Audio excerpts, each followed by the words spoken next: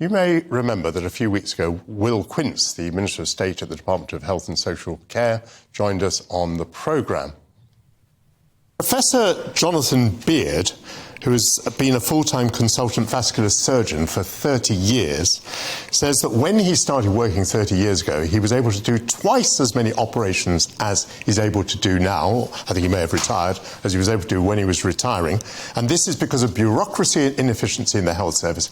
How, after so many years of Conservative government, can bureaucracy and inefficiency in the health service be making a surgeon cut his list to 50%?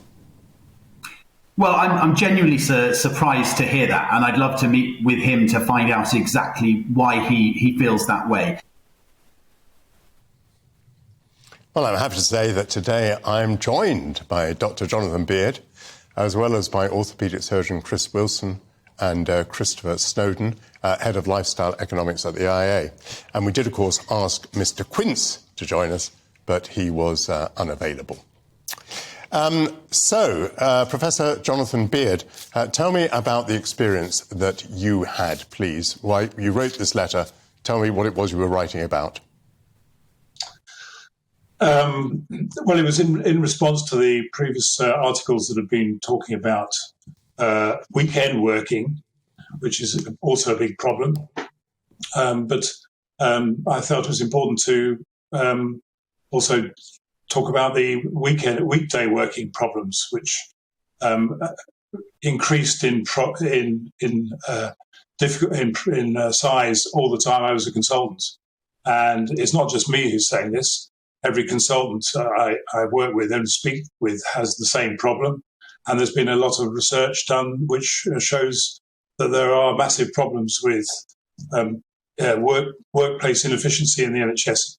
In my sphere, obviously, around theatres. And there are very simple measures to deal with it, which haven't been undertaken. But explain to lay people watching this programme how it is that you cannot get the patients into the theatre at 8:30 in the morning when you start and have a run of patients all the way through, leaving you to do the operations and other people to manage getting the patients there. Why is that not possible?